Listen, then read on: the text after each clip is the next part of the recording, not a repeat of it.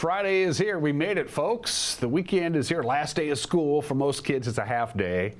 You go in, you clean out your locker, and you take off. And in honor of that, I'm going to work a half day, too. It is the 12th day of June 2026. I am Dan Kuntz. Beautiful morning. Pretty nice weekend. Really, even though we're not quite to summer yet, the summer solstice will be on Sunday the 21st.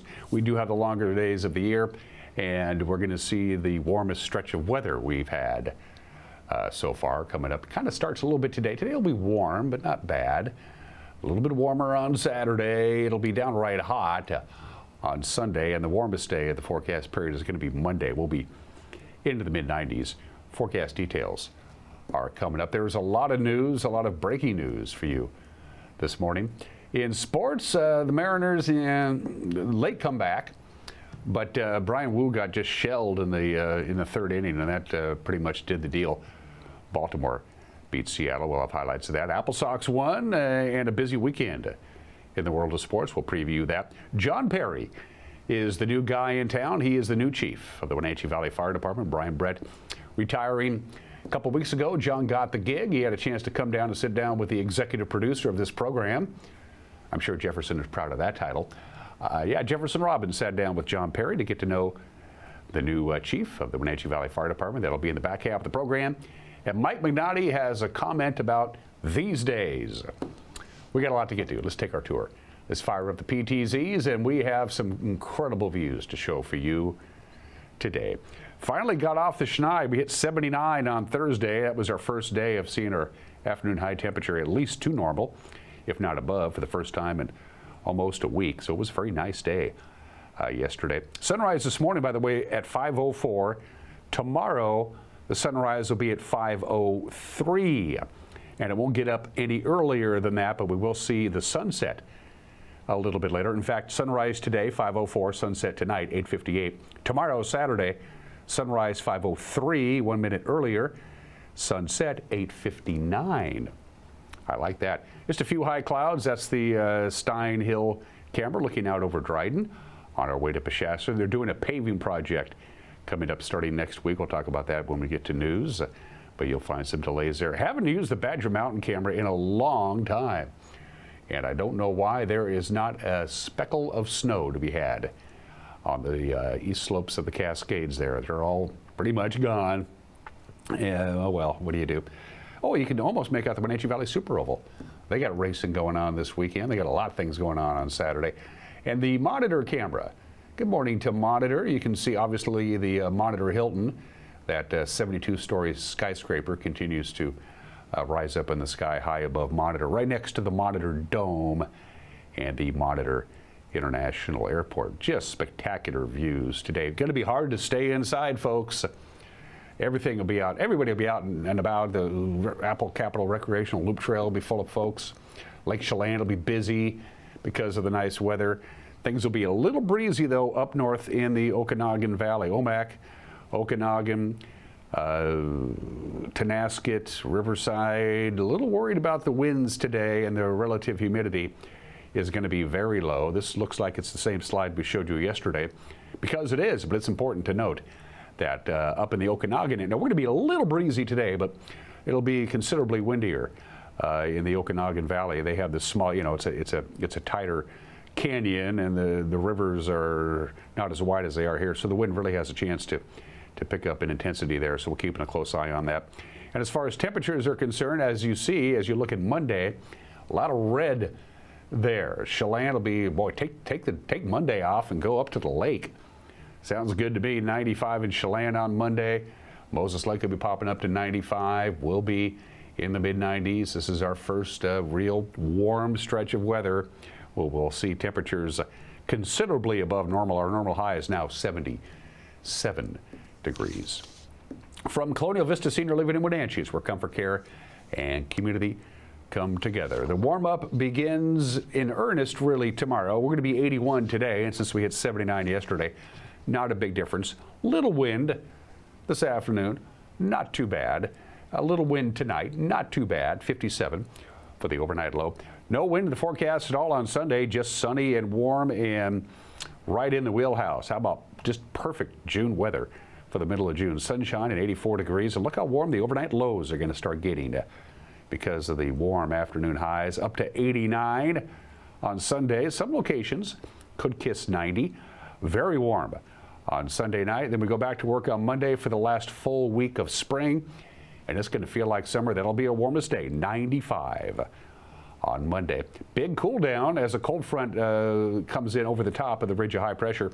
So it's still going to be above normal, but we're expecting some serious wind on Tuesday night, and then again on Wednesday night. Wednesday during the day looks fairly calm, but there you go. Mother Nature says it's almost summertime, so here comes summertime.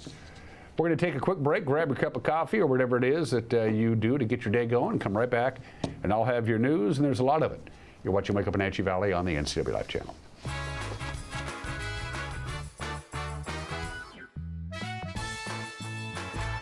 Hi, I'm Amanda Walden with A. Walden Insurance Group. Medicare can be overwhelming, but you don't have to figure it out alone. I've been helping people understand their Medicare options for over a decade. Medicare isn't a one-size-fits-all. I'll help you understand your coverage options so you can feel confident in your decisions. Let's find the right Medicare plan for you. Call me today or come and see me at my office located on South Chelan Avenue in Wenatchee between the YMCA and the Social Security office. I look forward to meeting you soon. At Colonial Vista Senior Living, we believe life is meant to be lived fully. Our wellness programs inspire residents to stay strong, flexible, and confident every day. Here, curiosity is encouraged, friendships are nurtured, and every activity is an opportunity to connect, create, and enjoy life together. We invite you to experience the lifestyle at Colonial Vista Senior Living for yourself and discover why so many call our community home. The Surf and Slide Water Park is open from Memorial Day through Labor Day. Surf and Slide is located in the heart of Central Washington in Moses Lake with activities for all ages and abilities. Check out Surf and Slide's Flow Rider Surfing Simulator, Lazy River, 200-foot water slides, tube slides, and diving boards. Our children's area includes a Treasure Island water structure, splash pad, and baby octopus slide. For season passes, visit us online or find Surf and Slide on Facebook. Fibercrete fireproof safety rooms can be the difference between life and death for you and your family. Typical fireproof safety rooms are 8x8 Fibercrete panels providing a solid sanctuary. Fibercrete safety rooms can be above ground, buried underground, or built within new home construction. Best of all, a safety room by Fibercrete is very affordable. Call 360-770-2088. You owe it to your family to find out more about Fibercrete safety rooms.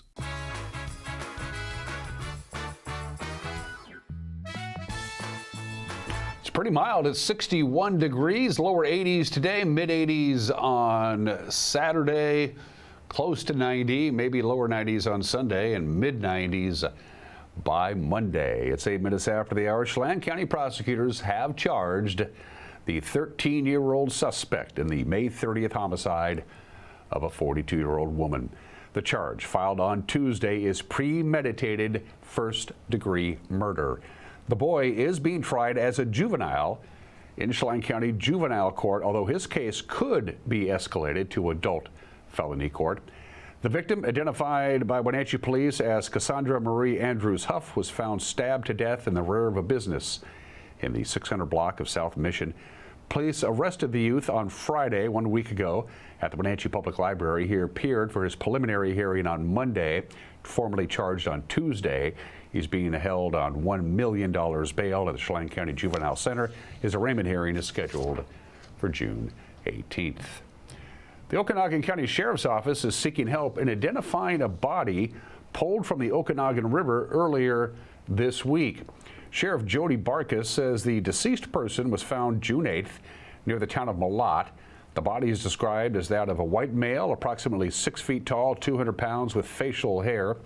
Deputies released a photo of a tattoo found on the man's left shoulder. They hope that will help identify him. Anybody with information is asked to call the Sheriff's Department at 509-422-7232. The Eastern Vermont School District officially trying again to pass a school construction bond to address its aging elementary schools. The proposed $125 million bond would rebuild and modernize Cascade, Lee, and Kenroy elementary schools. It would also help Eastmont complete maintenance, renewal, and repair projects in other schools and properties across the district.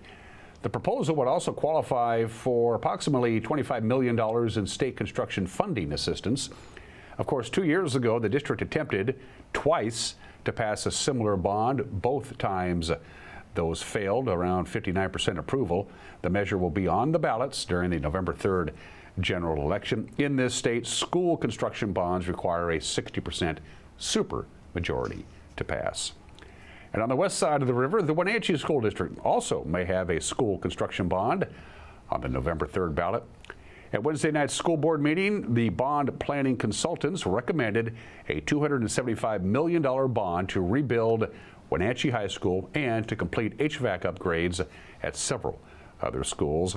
In a facility assessment, it was determined that the high school's gymnasium, swimming pool, and auditorium are suitable for renovation, and 100,000 square feet of the existing building can be retained. The district would also qualify for $83 million in state matching funds, although the board will not vote on whether to put it on the ballot until their next meeting. That's June 23rd. Each member spoke in favor of the bond, including board president Tucker Jackson. You know, we are in the business of educating kids, and so if you have a building that is not allowing you to educate kids effectively, that should be your highest priority. Especially when you're looking at the HVACs, you know, we're having AC failing in buildings. We have like a hazardous level of smoke in buildings. You know, those are things that are not going to go away, and they're meaning we're canceling school. So, you know, that was really something that we wanted to address, and we're seeing that at the elementary, the middle, and the high school level. So we're seeing it across the district. And when we're, again, prioritizing, where do you put your money? And if you're choosing the high school because it's the biggest and it's comprehensive high schools, everyone's ending up there, when are you going to address the elementary and the middle school kids? So, you know, you really, is it fair to choose when you're having kids at every level encountering potentially hazardous air, high temperatures, and so, you know, where we got to with the facility community was that you go to the community and tell them what you need. And what we came up with was HVAC at 4 elementary schools, HVAC at all 3 middle schools, and the HVAC at the high school. As we started to look at the actual cost of upgrading the HVAC at the high school, we realized that we are getting closer and closer to it being more efficient to build a whole new building, especially to capture that SCAP money, the state matching funds. So, you know, there was a lot of debate and a lot of raised voices where we all kind of came around to the new building is the way to be most efficient with taxpayers' money. The addressing all the HVAC systems across the district was the most effective way to address these needs. The Wenatchee School Board was busy on Wednesday, among other business. They gave Superintendent Corey Callahar a 3-year contract renewal. Callahar was hired to the top job in July of 2023 during a time of budget turmoil for the district and was given a 2-year extension following the closure of Columbia Elementary School in 2024. His new contract ends in 2029. He'll be paid about $226,000 a year. Wow, that's what I make. Additionally, the Wenatchee School Board was recognized as the 2026 Regional Board of the Year for Chelan County by the North Central Educational Services District. The ESD praised the board for its leadership in recent years while facing financial hurdles driven by declining student enrollment, inflationary loss outpacing state funding, and the risk of losing federal dollars. A large-scale paving project scheduled to begin on Highway 2 next week between Kashmir and Peshastin.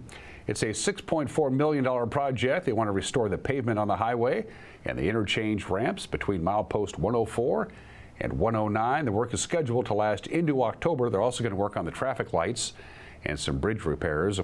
Both Dryden Avenue and Johnson Road will be closed for the work starting on Monday, and speed controls will be in effect in the construction zones. Also closing at the end of this month, the Dryden Transfer Station. That waste disposal site will be inaccessible because of the construction work. You can't get there from June 29th until July 7th.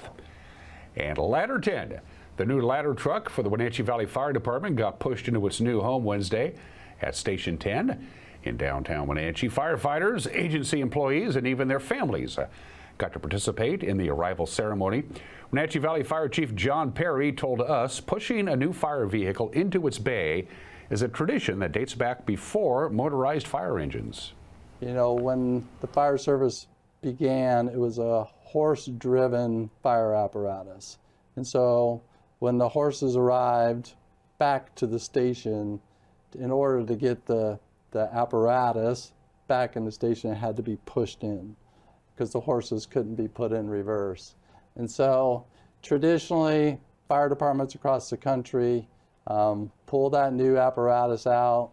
We wash it, dry it. It's family-oriented, community-oriented, and then it's pushing basically that horse-driven buggy back into the fire station to start its next call. And so that was really it. Yeah, it was a great opportunity. It's a beautiful truck. Our guys and gals, and this all took place before I got here, but just talking to them and seeing, our people develop that. They design it.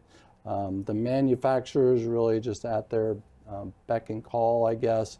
It's just what we want, and the design is fantastic, and we're really appreciative as a department of the community support, because that's where it comes. Those projects don't ever develop if you don't have community support, and so we don't take that for granted. And again, Jefferson Robbins' complete conversation with the new fire chief will air in the back half of this program. And you are in the loop, and if you want to stay in the loop, watch the news. We put a lot of effort into it so you can find out what the heck is going on around here. And you can watch the news at 5 and 5:30 and 6 and 6:30 and forever and ever and ever on our TV station. That's the Air Times. Of course, you can watch it whenever you darn well want to.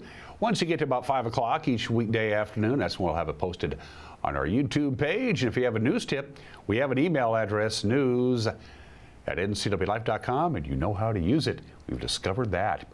Pretty rough day for the Mariners, especially for Brian Wu, but the Apple Sox doing just fine. Sports is next. You're watching Wake Up Wenatchee Valley on the NCW Life channel.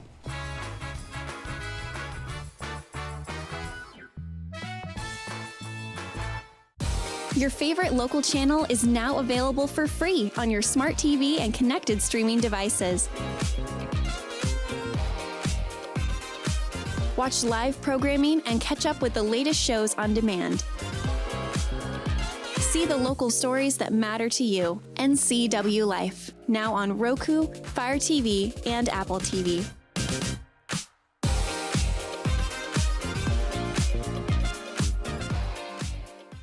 Are you dealing with a pest or weed issue and you just don't know what to do? We use the best pest control methods approved for areas with kids and pets. Whether it's rats, mice, ants, or spiders, or something else altogether, we provide the coaching and solutions you're looking for. And you can know that your dollars are supporting a local, family-owned and operated business. Allow us to help you get back to living healthy and pest-free. Harvest Valley Pest Control. Somewhere behind these doors is a family member, often alone, taking care of a loved one with Alzheimer's or some other disability, or providing care for a loved one who is not ill but only aging and no longer able to care for themselves. In the field of caregiving, this is the home front. For the home is where most Americans will live out their last days. Contact Aging and Adult Care of Central Washington for a variety of services, including caregiving, meals, and medication help. Chelan PUD works hard year-round to reduce fire risk and provide dependable service for our customers. But when extreme fire weather is forecasted, we may resort to a public safety power shutoff, turning off power to a specific area in order to prevent fire. In this rare event, we'll keep you informed before, during, and after the shutoff. To stay prepared and check if you're in a PSPS zone, visit chelanpud.org/PSPS.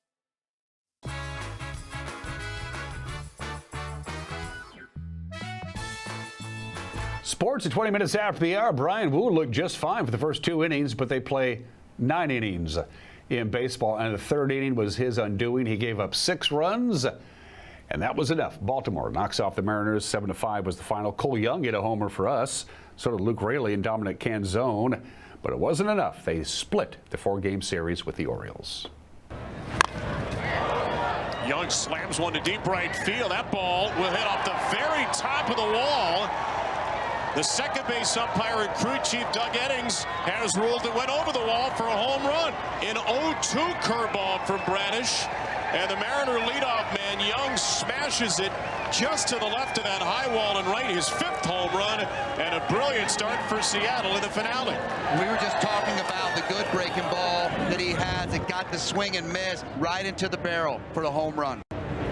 That ball blistered to the opposite field by Colton Cowser, and it will go out toward the bullpen. Cowser continues his resurgent season over the last month, and the first Oriole to reach ties the score with an opposite field home run. You gotta love the approach from Cowser here. Put the barrel right on that thing. Rutschman knocks the next pitch into right field. A fair ball on the line, and that will bring in 2 more. Adley Rutschman, after missing 3 days, back in the lineup with a vengeance. Doubles in a pair, and it's a 4-run Oriole third. Stayed on the fastball. Didn't execute that breaking ball. Went right back to the one pitch he's in the zone with, and Adley was waiting for it. And now Pete Alonso. First pitch swinging, and first pitch destruction to a place where baseballs simply do not go. Man, you talk about an offensive explosion for the Orioles in this inning. They've had some really quality at-bats. Wu's had to work awfully hard. Tries to get ahead here, and Pete does not allow it. Pete just says, all right, you're going to come over the plate. I'm going to be ready. And that's what Pete does. Follows it up with another breaking ball. In the air to right from Raley toward the flat court, and gone. Luke Raley right to the top of the high wall in right field. Hits a 2-run homer, and Seattle has an immediate answer back. Number 14 on the season for Raley, and it's 6-3. Yeah, well, it's all related, you know. Leadoff walk, coming out here looking for that shutdown inning, then falling behind Raley, giving him a good look at that breaking ball. So then when he gets to see it again, he's still going to put his A swing on it. So it's really all connected. Canzone golfs one to deep right field, and the Mariners go back-to-back. Raley and Canzone, both from the left side, both assaulting Bradish breaking balls, and Seattle, after giving up 6, has scored 3 without an out here in the 4th. It's like there's not a sharp bite on that breaking ball. Middle there. Very nice piece of hitting there by Canzone. Just stays through it. Look at him. He's out in front. I mean, that's just staying through the baseball in hands. Not as bad as pitch as I thought. And Adley is helping them get there. Strokes the ball through the left side. Ward around third will come in to score. It's a 2-hit, 3 RBI night for Adley Rutschman, and it's 7-5. It always just looks a little bit sexier when the lefties go the other way, right? And this is just a good piece of hitting here. First pitch from Kittredge. On the ground to short. Henderson there again. And buoyed by a 6-run third, the Orioles come back to get a series split against Seattle. A 7-5 Baltimore win as Kittredge works around an error in the 9th inning. 1 big inning, 6 runs in the 3rd, and shouldn't be lost in the shuffle out of 1 big relief outing by Tyler Wells, who covered 3 perfect innings. Yeah, Tyler Wells, pitcher of the game tonight for sure. Now they're in Washington, D.C., and because it's such a short trip between Baltimore and our nation's capital, they actually took the train. It's kind of cool, something about that. Bryce Miller will get the start tonight, or today, 3:35 first pitch. Just one other game in the American League West, and the Rangers were victorious, which means the Mariners' lead over Texas in the AL West is down to just 1 game. Stanley Cup Finals, Game 5, very entertaining. Carolina now has the inside track to win their 2nd Stanley Cup. They beat Vegas in Raleigh. The final there was 4-2, so they lead the series 3 games to 2, and they can take home the cup Sunday with a victory in Las Vegas at 5 o'clock on ABC. NBA Finals resume tomorrow. Game 5 will be in San Antonio. The Knicks, with a victory, would win their first World Championship since 1973. That'll be on tomorrow afternoon on ABC at 5:30. The World Cup is underway. 2 games yesterday, both in Mexico. Mexico knocked off South Africa 2-0, and South Korea snuck by the Czech Republic 2-1. 2 matches today in Toronto. Canada will take on Bosnia and Herzegovina. That's not fair. They have to take on 2 teams at the same time. Is it like 20 on 10? Something's not right with that. And the U.S. begins their quest in Los Angeles, California. They'll take on Paraguay on Fox at 6 tonight. On Saturday in Santa Clara, it'll be Qatar and Switzerland. They get things going at noon on Fox. And then in New Jersey, Brazil and Morocco get going at 3 o'clock. And then in Boston, or Foxborough, if you will, Haiti will take on Scotland at 6 o'clock on Saturday. And then they wrap it up at 9 o'clock tomorrow night in Vancouver with Australia and Turkey. And then on Sunday, you got soccer all day. It looks pretty cool in Houston. Germany will take on Morocco at 10 a.m. in the morning. Then Dallas will be the site for the Netherlands versus Japan at 1 o'clock. In Philadelphia, it's the Ivory Coast and Ecuador. That's a 4 o'clock start. And then the nightcap, it'll be in Monterrey, Mexico. Tunisia will take on Sweden. Wenatchee Apple Sox took 2 of 3 from Springfield. No real issues. Last night, the final there was 5-2, so they have now won 3 consecutive series. That's always good. And now they take on Nanaimo. They'll be on the road up in Nanaimo. Nanaimo is right behind them in the West Coast League North, and they'll get going tonight at 6:35. The scoreboard, Bellingham did beat Nanaimo, so Wenatchee's lead is now a full game over Nanaimo after beating Springfield. Kamloops victorious, as was Walla Walla, Corvallis, Yakima Valley, and Ridgefield, Yakima Valley over Ridgefield, and Portland beat Gresham. You want to have a lot of fun? Go to the WVSO tomorrow night. It's a full slate. Racing takes second to some of the shenanigans that'll be going on. The actual racing includes the Apple Valley Pumping Crown Vics. That's right, every one of them are Crown Victorias. The Mini Bombers, the Bump to Pass, the Spec Rangers are pickup trucks. Van race is exactly what it sounds like, vans racing against each other. And then for the nightcap, because they make a shambles out of the joint, cars towing boats and racing. Gates open at 4:30. Have fun. And those are just some of the games that people are playing. It is Valentine's Day in Brazil. Why they do it on June 12th, I don't know. It's Independence Day in the Philippines. It's Democracy Day in Nigeria. And it turns out Nigeria is one of the few African countries that actually has democracy. I kid you not. It's National Peanut Butter Cookie Day. It's Superman Day. Today, Clark Kent will be on this show on Monday, but today is National Red Rose Day. If there's any flower out there that we associate with romance and love, it is the red rose. And there is symbolism with the number of roses that you give to somebody as an expression of love. For instance, if you give somebody 1 single red rose, that means love at first sight. If you give somebody 2 roses, that means a shared deep love. If you give somebody 9 red roses, that symbolizes eternal love.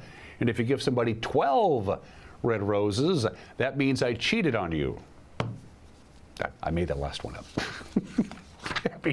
Happy Red Rose Day today. Why they give me a television program, I don't know. Today in history, I love baseball.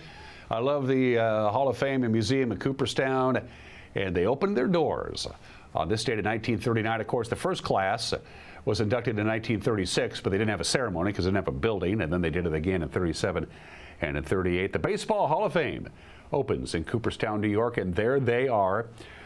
Standing in the back row, the greatest shortstop of all time, Honus Wagner, Grover Cleveland Alexander, Tris Speaker, Napoleon Lajoie, and George Sisler, and then Walter Johnson in the upper right-hand corner. Sitting in the front row, Eddie Collins, Babe Ruth, Connie Mack, and Cy Young. Ty Cobb was there, refused to get his picture taken because he was Ty Cobb, and one of the first inductees in the group of 5, Christy Mathewson, wasn't there because he died before 1939. So the Baseball Hall of Fame, and I have not been there yet. It's on my bucket list. Gotta go. It is 87 years old today. And on the very same day, each Major League Baseball team sent 2 representatives to Cooperstown for the ceremony. And the Yankees, they had an exhibition game in Kansas City against their farm club. So the manager, Joe McCarthy, wasn't there. He was in Cooperstown. And so Art Fletcher filled in, and it was just an exhibition game. And Lou Gehrig was there. And Lou, of course, had took himself out of the lineup on June 2nd, and it was an exhibition game. And Lou said, "I'd like to play, Art, just one more time." And so Lou Gehrig did play. He went 0 for 1, made 3 errors, took himself out of the game in the 3rd inning. It would be the last baseball game Lou Gehrig would ever play. That afternoon, he hopped on a plane to Rochester, Minnesota, checked into the Mayo Clinic, and asked his doctors to try and figure out what the heck is going on. Lou Gehrig played his last game, actually an exhibition game, on this date in 1939. 84 years ago today, a couple of days before Anne Frank's birthday, she and her dad were walking through the streets of Amsterdam, and she saw this in a window. And she mentioned how much she liked it and how cool it was. Well, Dad came back a day later and bought that. And on this day, on Anne Frank's 13th birthday, her dad gave her that book. It was actually an autograph book, but she really liked it. As you can see, it's kind of cool and had a small lock in front. And even though it was an autograph book, Anne Frank decided to use it as a diary, and she began writing in it that very same day on this date, her 13th birthday in 1942. Believe it or not, and this is the incredulity of this is unbelievable, but before this date in 1967, a black man and a black woman, or a white woman and a black man, interracial marriage was absolutely outlawed. It was outlawed in the following states: Virginia, Louisiana, Mississippi, Alabama, Texas, Oklahoma, Missouri, North Carolina, Kentucky, Florida, Delaware, Arkansas, South Carolina, and Tennessee. Interracial marriage forbidden. Needless to say, the Supreme Court said on this date in 1967, in the case of Loving v. Virginia, that is unconstitutional. And that went away. Took a while there, didn't it? And I was not real happy about. I'm such a baseball purist. I'm designated hitter. I know the 9 people who play defense should be the 9 people who hit. That kind of stuff. Well, the inevitable happened. Interleague play comes to Major League Baseball after 126 years of each league playing only the other teams in their league. In San Francisco, in Texas, the Giants beat the Rangers 4-3. For history, Glenn Allen Hill became the first National League designated hitter. Now, of course, the designated hitter is across all levels of baseball. Let's do some birthdays. We always do presidents. He was born 102 years ago today, the 41st president of the United States, George Herbert Walker Bush. We lost George in 2018 at the age of 94. The second president to be the father of another president, of course, John Adams was the first. He was the last president to serve in combat in wartime. He was a pilot in the Navy in World War II, got shot down. Every president since then has not served in combat during wartime. In 1988, he became the first sitting vice president to be elected president since Martin Van Buren, and that was in 1836. So just because you were the vice president didn't give you an inside shot at the big job, but he pulled that off.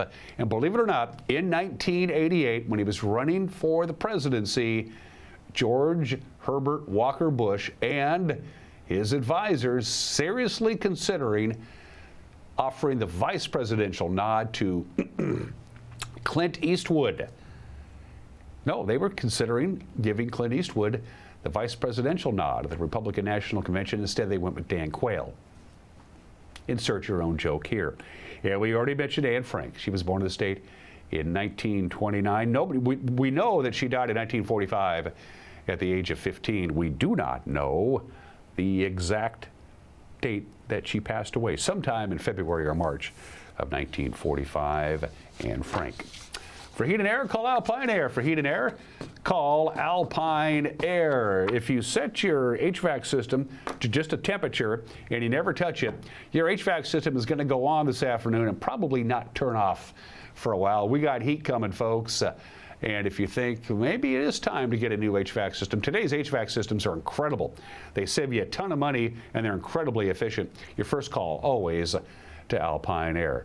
What's going on these days? Mike McNaughty will chime in with that. It's a brand new opinion. You haven't seen it because we haven't aired it. And then our brand new Wenatchee Valley Fire Department Fire Chief, John Perry, visited us yesterday. He sat down with our own executive producer, Jefferson Robbins. A fascinating and informative interview. That's coming up too. You're watching Wake Up Wenatchee Valley on the NCWLIFE channel.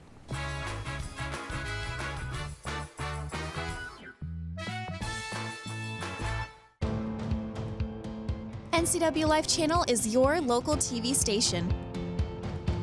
We believe in being the spotlight and mirror to the communities we serve in North Central Washington. Programming on NCWLIFE would not be possible without our sponsors. Special thanks to our platinum sponsor, Alpine Air. Turn to the experts at Carrier and Alpine Air.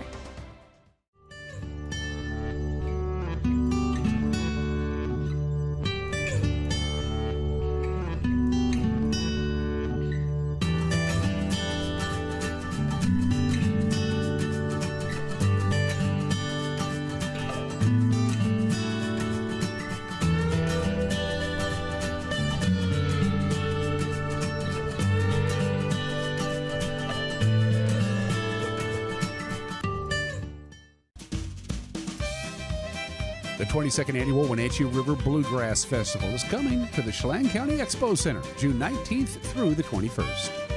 This year has 4 national touring bands: Appalachian Roadshow, Southern Legacy, the Rick Ferris Band, and Vicky Vaughn. Enjoy the slow jam and the return of Taylor's Camp. All the details can be found at WenatcheeRiverBluegrassFestival.com.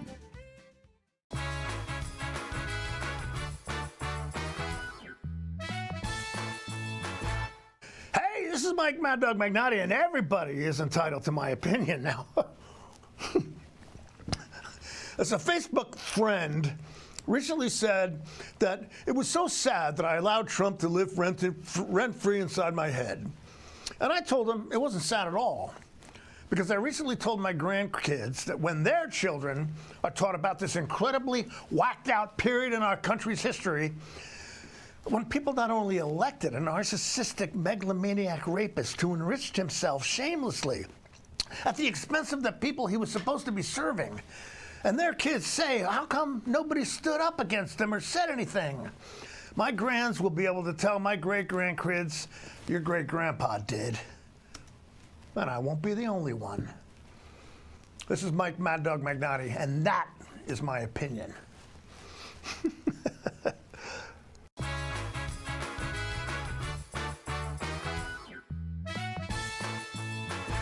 Celebrate America at the Real Homes Rock Fest on the last Saturday in June. Great bands including Too Slim and the Tail Draggers and the best Bon Jovi tribute band, Non Jovi. It all happens at the Rock Island Golf Course. Free shuttle service with food and craft vendors and a wine and beer garden.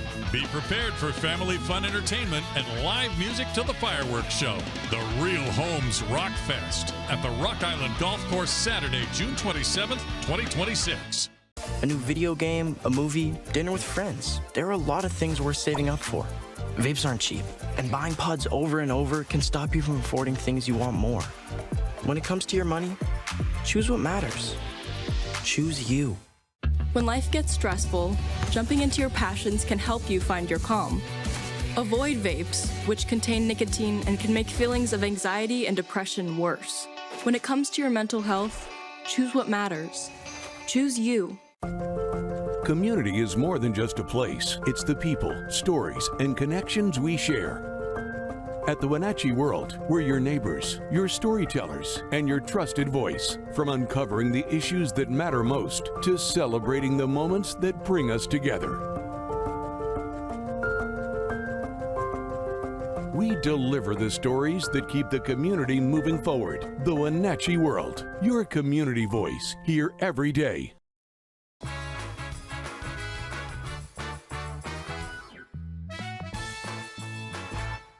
Jefferson Robbins with NCWLIFE. The Wenatchee Valley Fire Department has a new chief, and he's warming up to the job. John Perry is a Wenatchee Valley native who left the state to go and seek firefighting opportunities. Most recently, He was Deputy Fire Chief in Idaho Falls. He's on board now here, preparing to succeed Chief Brian Brett, who's retiring at the end of this year. Chief Perry, thanks for being here with me. Well, it's great to be here, Jefferson, and thanks for having me. Looking forward to the conversation. Me too. Tell me a little bit about your background. As we said, you did grow up in the Wenatchee Valley, so how old were you when you departed, and how have you kept in touch since you left? Yeah, so pretty much born and raised in the Wenatchee Valley, graduated from Eastmont High School in 1985. So I definitely bleed Columbia blue and bright red, right? But I left the Valley officially in 1987 to go to college in the Midwest, and it really was sports related is how I ended up there. Ultimately worked for 20 years in the fire department and EMS in the Kansas City metropolitan area. So that was kind of my background when it came to leaving the Valley. You said it was sports related. Were you out there on athletic scholarship of some kind? Yeah, so I played college baseball. You know, I was fortunate to play for Eastmont High School and Dan White and Jim Hanna back in those days, and just happened to be fairly decent at the sport, and that took me to Kansas with the full intentions that when I graduated I would move directly back to the Valley, but life has different plans for you. You went from Kansas, you were in firefighting service there. What were your stops along the way before you became here? So yeah, after 23 years really in the Midwest working as a paramedic and a firefighter, ultimately after our kids started graduating from high school and going off to college and taking on their own lives, it allowed my wife and I to start looking toward the Northwest. And the goal had always been to get back toward our families who are still currently residing in the Valley. So the first stop really was Idaho Falls in southeastern Idaho. It just brought us a little bit closer to Wenatchee. It just happened to be Idaho Falls. And really the purpose and how that happened, again, was just the geographical location to the Wenatchee Valley. Now, you left the Idaho Falls Fire Department. It was a retirement, as I understand it, officially. So at that point, when you decided to retire from Idaho Falls, were you looking for another job in the firefighting field, or was this just something that sort of came up by happenstance? Yeah, it's a great question. You know, I retired from Kansas, so I have a retirement from there. And then after 33 years about in the service, and I retired from Idaho Falls, I really thought that was probably the end of my career, and I was pretty satisfied with it. But I also just wasn't ready to stop working. I actually worked part-time for a hospital in Idaho Falls as their risk and emergency management. Then, yeah, just be happenstance that, you know, I've always kept track of the Wenatchee Valley through the Wenatchee World. And really how I saw this particular job was just the front page article that the department was looking for a fire chief. So I wasn't even actively looking for it other than just keeping track of the Valley. And, you know, like I tell people, there's only one fire department in this whole country I would have put in for at that point in time, and that was here. And so ultimately, you know, I just put in for it to see where it would take me, and I've been pretty fortunate to get the job.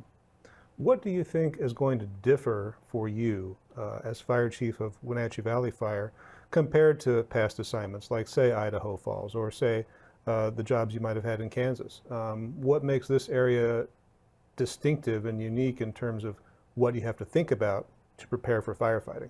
Yeah, the big one really is, and starting on June 1st is really my start date, and we're getting at the height of wildland firefighting season. My original first 23 years was in a metropolitan setting, so I worked in a city, and so wildland firefighting really was non-existent there, to be honest with you. Now fortunately I've had almost 8 years of experience in southeastern Idaho, where the geographical area, the topography is a lot the same as it is here, but certainly when we talk in that on that topic or that discussion of what's different, ultimately there's just going to be a learning curve for me when it comes to wildland firefighting. I'm fortunate that Chief Brett is staying around. I'm going to be in his hip pocket all summer, so I'm not going to be on my own, And we have great people in the fire department. We have wildland liaisons. I was just last night up in the Malaga area talking to a community about fire-wise and being fire ready for wildland season, because we're really going to rely on the community to preparing for that. So the biggest change certainly is going to be that. I've definitely, I guess, so to speak, for lack of a better way of saying it, I've been thrown into the fire right off the bat starting on June 1st, but I'm certainly looking forward to the challenge. Well, this is the first time you've led a department on a full-scale basis, but you've had leadership roles before as deputy chief. Have you developed, John, what you might think of as a leadership philosophy? I mean, do you have a set of rules or a set of guidelines that you apply when you are taking on a management job of this size? Yeah, so yeah, I'm just a big proponent to continually trying to lead or learn leadership philosophy. So I hope this is a pretty easy topic for me to talk about. But first and foremost, I'm just a big believer that you just have to prepare yourself, you know, for the day. So just morning routines and just walking into the office every day with a smile on your face, with the best, you know, being the best version of yourself. Because, you know, to lead others, you just have to, in my opinion, you have to lead yourself first so you're ready for the job. I'm a big believer that, you know, it's not just me who's making the decisions. I want to develop the team so that I can bounce off the ideas off of other people in the office and in the stations. My goal in the next week is to get out and just start talking to the guys and gals in the station, just trying to figure out what their perspectives are of areas that we can improve on and areas that we're good at. And then that allows me to start that leadership philosophy and what we're going to do. I really want the men and women of the department to be the drivers of where we go. Ultimately, it's probably my decision, I guess, but that's just kind of how I view it. I'm a big believer in technical problems. You can hire subject matter experts to solve problems for you, but a lot of what we do are what I would call adaptive challenges, and we just need to come together as a group, have discussions, and come away with the best solution.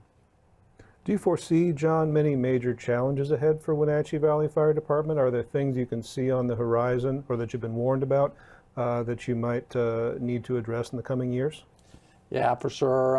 One of my goals, you know, as a fire chief is, you know, in any fire chief, and it doesn't take anything away from what Chief Brett has accomplished in his tenure here, but you always want to leave it stronger than you found it. And so, you know, one of my major goals coming into this, and I'm pretty fortunate, we have a fire commissioner group who's on board with it, and obviously our firefighters are, and that is, right now our engines are running with 2 firefighters on them. The national standard says we should have 4. Now it's acceptable to have 3, but that really should be your minimum. So we're operating, and our firefighters are operating at a below minimum staffing. And so really we just had a structure fire yesterday. Our first engine arrives and they have 2 firefighters on it. In some areas, most areas, those engines will arrive with 3 firefighters on them. So we really become a property protection rather than a life safety department until we can get more resources, because the law and really the standards tell us that if there's a victim inside the house and we only have 1 person who can go in, they're not supposed to go alone.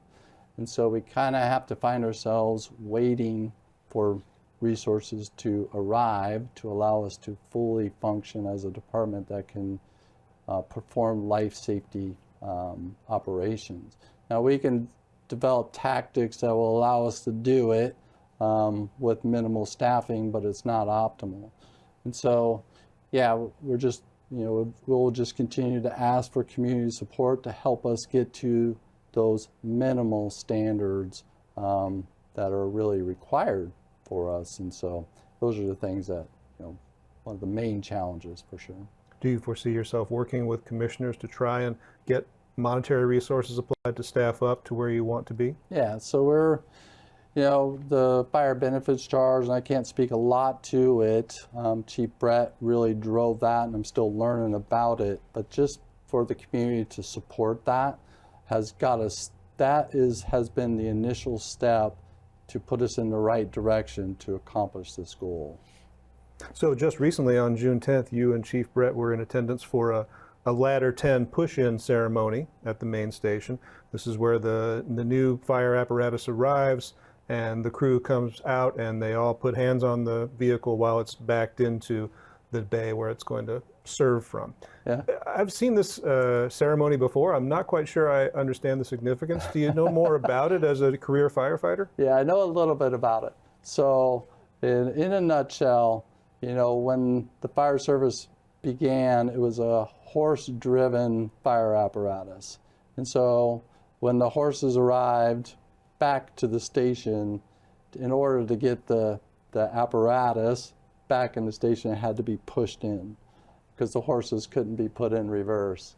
And so traditionally, fire departments across the country pull that new apparatus out, we wash it, dry it, it's family-oriented, community-oriented, and then it's pushing basically that horse-driven buggy back into the fire station to start its next call. And so that was really it. Yeah, it was a great opportunity. It's a beautiful truck. Our guys and gals, and this all took place before I got here, but just talking to them and seeing, you know, our people develop that. They design it.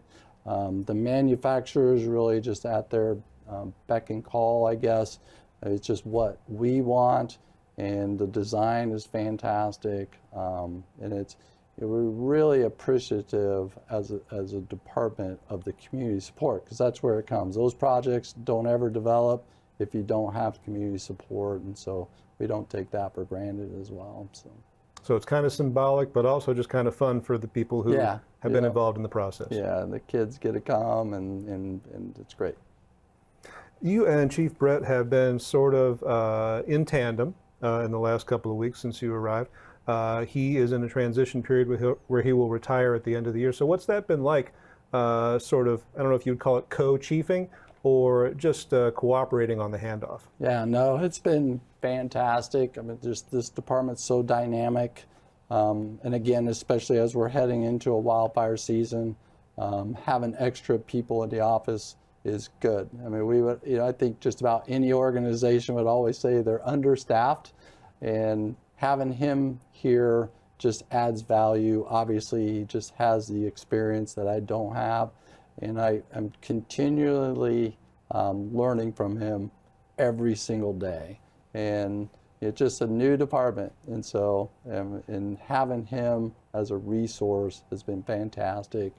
So, yeah. So, Chief Perry, I know that residents really appreciate the presence of the Wenatchee Valley Fire Department. They appreciate the job that firefighters do.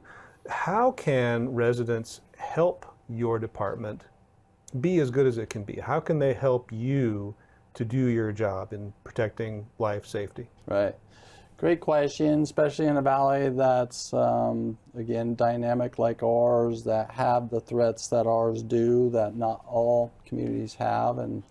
But first and foremost, you know, the best emergencies are the ones that never happen. And so we really, for them not to happen, we rely on the community to kind of police itself, I guess, so to speak, to prepare for whatever type of emergencies that our valley are susceptible to. And so, you know, when we talk about wildland fire, and I keep going back to that, maybe it's just the time of the year to talk about it, but we have a wildland liaison that's in communities. We're asking people to call the department and ask for education on it, but we're talking about defensible spaces, preparing homes for fires around them when the fire department may not be there quickly. When we talk about wildland, I think the number is about 84% of all wildland fires are human caused, and so there's nothing we can do about that but educate the community on preventing fires from ever starting in the first place. And so we just rely very heavily on that and on that community education. I've always said that I believe the fire department really are the subject matter experts when it comes to public safety and education. Not taking anything away from the police department. They're just in a different setting than we are. We're able to get out a little bit more probably than the police department is. But we take pride in that. We want people to call us before the emergency happens, and let us talk to you and let us figure out ways to protect you from bad incidents from happening and affecting our citizens. Think about the problems before it becomes a problem. That's right. Yep. Well, Chief John Perry with the Wenatchee Valley Fire Department, I'm grateful you were able to take some time, and we wish you best of luck on the job. Well, thank you very much. I'm looking forward to it. You're watching the NCWLIFE channel.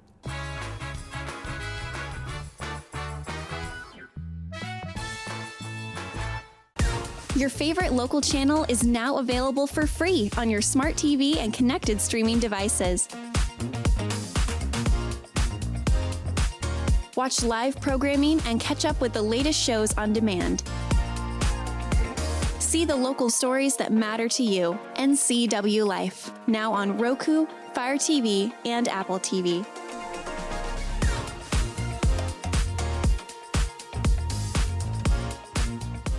When life gets stressful, reaching for a vape might seem like a quick fix, but vaping can actually make feelings of anxiety and depression worse. Each time you vape, nicotine tricks your brain into feeling rewarded. And the more you vape, the more nicotine receptors your brain creates. Over time, your body needs more and more nicotine to feel good. And when you can't get enough, you can experience withdrawal symptoms like anxiety, mood swings, and depression. Learn more at chooseyouwa.org.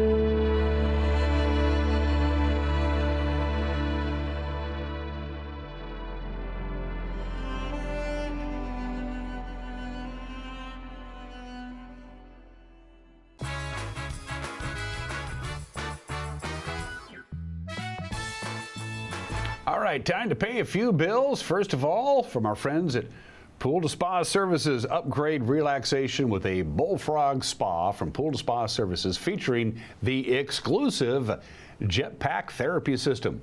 Don't know what it is, but it sounds pretty cool to me. That means personalized comfort in every seat. Check out Pool to Spa Services and have a spa designed just for you and your tushy. And the Wenatchee River Bluegrass Festival is back at number 22. They lost a couple of years. Couldn't do it in 2020 because of COVID, and in 2021, but they picked right up where they left off a couple of years ago, and it is back at the fairgrounds in Cashmere. The camping will be at the camp area there. That starts Monday at noon for the full hookup. It's first come, first served, then the party begins really on Thursday night, the 18th. It'll be jamming and campfires and stuff like that, and then right through the weekend, top flight bluegrass talent coming here to the big city, and we will be visiting with Chuck Egner at his rather comfortable camping spot next week for this program. From the National Weather Service, no complaints here, although it's going to start getting a little on the cookie side. A little reminder for you folks up north, it's going to be very dry and very breezy in the Okanagan Valley, so they're a little worried about fire weather conditions up there. We're going to be a little breezy, but not too bad here. In the Wenatchee Valley, just a few passing high clouds, 81. Our forecast high, and then we warm up to well above normal. Our normal high is 77. We'll be at 84 on Saturday. Very little breeze. Saturday is like just perfect. Then we start getting maybe a little warm. Come Sunday, the high pressure ridge will begin to shift right over Washington State, and by Monday it'll be right over the top of Washington State, which is why we're going to jump up to 95, by far the warmest day of the year, and then a little breezy and a lot cooler come Tuesday. That's it for me. Have a good and safe weekend, provided this show isn't canceled. I'll see you Monday. Bye-bye.